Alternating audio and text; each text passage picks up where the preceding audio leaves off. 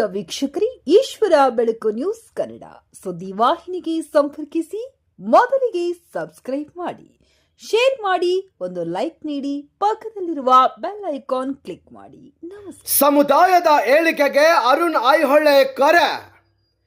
ಬೆಳಗಾವಿಯಲ್ಲಿ ಶಿವಶರಣ ಮಾದಾರ ಚೆನ್ನಯ್ಯ ಸೇವಾ ಸಮಿತಿಯ ಜಿಲ್ಲಾ ಕಾರ್ಯಕಾರಿಣಿ ಸಭೆ ಭರ್ಜರಿ.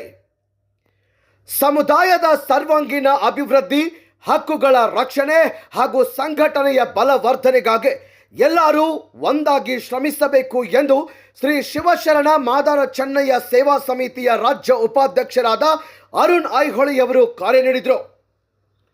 ನಗರದ ಮಯೂರ ಪ್ರೆಸಿಡೆನ್ಸಿ ಹೋಟೆಲ್ನಲ್ಲಿ ನಡೆದ ಶಿವಶರಣ ಮಾದಾರ ಚೆನ್ನಯ್ಯ ಸೇವಾ ಸಮಿತಿಯ ಜಿಲ್ಲಾ ಕಾರ್ಯಕಾರಿಣಿ ಸಭೆಯ ಅಧ್ಯಕ್ಷತೆ ವಹಿಸಿ ಮಾತನಾಡಿದ ಅವರು, ಈ ಸಂಘಟನೆ ಯಾವುದೇ ರಾಜಕೀಯ ಪಕ್ಷದ ವೇದಿಕೆಯಲ್ಲ. ಸಮಾಜದ ಏಳಿಗೆ ಮತ್ತು ಹಿಂದುಳಿದ ವರ್ಗಗಳ ಅಭಿವೃದ್ಧಿಯೇ ನಮ್ಮ ಮುಖ್ಯ ಗುರಿ.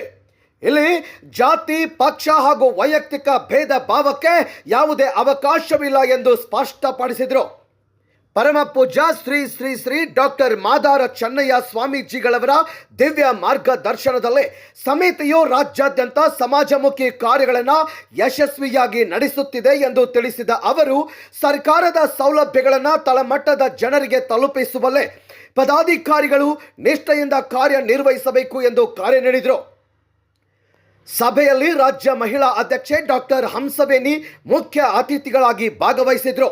ನೂತನ ಬೆಳಗಾವಿ ಜಿಲ್ಲಾ ಅಧ್ಯಕ್ಷರಾಗಿ ಸಿದ್ದು ಮೇತ್ರಿ, ನೂತನ ಚಿಕ್ಕೋಡಿ ಜಿಲ್ಲಾ ಅಧ್ಯಕ್ಷರಾಗಿ ಮಹೇಶ್ ಕರಮಡಿ, ರಾಜ್ಯ ಕಾರ್ಯಕಾರಿಣಿ ಸದಸ್ಯರಾದ ರಮೇಶ್ ಮಾದಾರ್ ಸೇರಿದಂತೆ ಹಲವರು ಉಪಸ್ಥಿತರಿದ್ದರು. ಈ ವೇಳೆ ಸಮಿತಿಯ ನೂತನ ಪದಾಧಿಕಾರಿಗಳನ್ನು ಘೋಷಿಸಿ ಸನ್ಮಾನಿಸಲಾಯಿತು. ಬೆಳಗಾವಿ ಮಹಿಳಾ ಜಿಲ್ಲಾ ಅಧ್ಯಕ್ಷೆಯಾಗಿ ಲಕ್ಷ್ಮೀ ನಾಗನವರ್, ಚಿಕ್ಕೋಡಿ ಮಹಿಳಾ ಜಿಲ್ಲಾ ಅಧ್ಯಕ್ಷೆಯಾಗಿ ಲಕ್ಕವ ಮಂಟೂರ್, ಬೆಳಗಾವಿ ಜಿಲ್ಲಾ ಉಪಾಧ್ಯಕ್ಷೆಯಾಗಿ ಗೀತಾ ಸನ್ನಕ್ಕಿ, ರಾಯಬಾಗ್ ಮಂಡಲ ಮಹಿಳಾ ಅಧ್ಯಕ್ಷೆಯಾಗಿ ಭಾರತಿ ಮೈಸಾಳೆ, ಕುಡಚಿ ಮಂಡಲ ಅಧ್ಯಕ್ಷೆಯಾಗಿ ರೇಖಾ ಭಂಡಾರಿ, ಗೋಕಾಕ್ ಮಂಡಲ ಅಧ್ಯಕ್ಷೆಯಾಗಿ ರೇವಕ್ಕ ಅಡಿವೆಪ್ಪ ಮೇತ್ರೆ ಇವರನ್ನು ಘೋಷಿಸಿ ಶಾಲು ಹೊದಿಸಿ ಗೌರವಿಸಲಾಯಿತು. ಕಾರ್ಯಕ್ರಮದಲ್ಲಿ ಸಮಾಜಮುಖಿ ಸೇವೆ ಸಲ್ಲಿಸಿದ ಹಲವು ಗಣ್ಯರನ್ನು ಸನ್ಮಾನಿಸಲಾಯಿತು. ಜಿಲ್ಲಾ ಹಾಗೂ ರಾಜ್ಯ ಕಾರ್ಯಕಾರಿಣಿ ಸದಸ್ಯರು, ವಿವಿಧ ಮಂಡಲಗಳ ಪದಾಧಿಕಾರಿಗಳು, ಸ್ಥಳೀಯ ಮುಖಂಡರು ಹಾಗೂ ಸಮುದಾಯದ ಬಂಧುಗಳು ಹೆಚ್ಚಿನ ಸಂಖ್ಯೆಯಲ್ಲಿ ಭಾಗವಹಿಸಿ ಕಾರ್ಯಕ್ರಮಕ್ಕೆ ಮೆರುಗು ತಂದರು. ಕೊನೆಯಲ್ಲಿ ವಂದನಾರ್ಪಣೆಯೊಂದಿಗೆ ಸಭೆ ಯಶಸ್ವಿಯಾಗಿ ಮುಕ್ತಾಯವಾಯಿತು.